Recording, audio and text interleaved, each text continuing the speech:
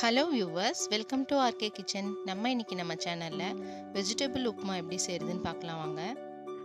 கடாய் சூடானதுக்கப்புறம் 3 ஸ்பூன் எண்ணெய் ஊற்றி 1 ஸ்பூன் கடுகு, அரை ஸ்பூன் சீரகம், 1 ஸ்பூன் உளுந்தம்பருப்பு சேர்த்து நல்லா வதக்கிக்கலாம். இதெல்லாம் பொரிஞ்சு உளுந்தம்பருப்பு நல்லா செவந்து வந்ததுக்கப்புறம் நம்ம வெங்காயம் சேர்த்துக்கலாம். இந்தளவுக்கு நல்லா பொரிஞ்சு வந்ததுக்கப்புறம் 1 கப் வெங்காயம் சேர்த்து கூடவே 2 பச்சை மிளகா பொடி பொடியாக நறுக்குனது சேர்த்து நல்லா வதக்கி விட்டுடலாம்.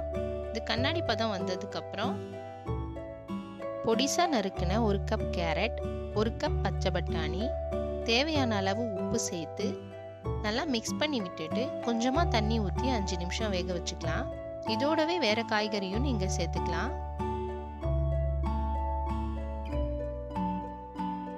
நான் 1 டம்ளர் ரவை எடுத்திருக்கேன். அதே டம்ளரில் 2.5 டம்ளர் தண்ணி ஊற்றணும். ஊற்றி மிக்ஸ் பண்ணி விட்டு ஒரு 5 மினிட்ஸ் கொதிக்க விட்டுடலாம். இந்த அளவுக்கு தண்ணி நல்லா கொதிச்சு வந்ததுக்கப்புறம் எடுத்து வச்சிருக்க ரவையை சேர்த்து நல்லா மிக்ஸ் பண்ணி விட்டு அடுப்பை சிம்மில் வச்சு 5 நிமிஷம் மூடி போட்டு மூடி வச்சிடலாம்.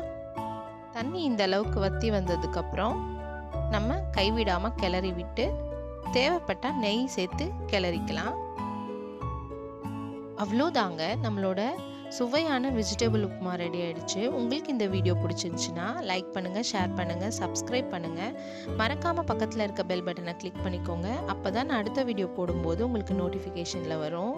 இவ்வளோ நேரம் பொறுமையாக என்னோடய வீடியோவை பார்த்ததுக்கு மிக்க நன்றி.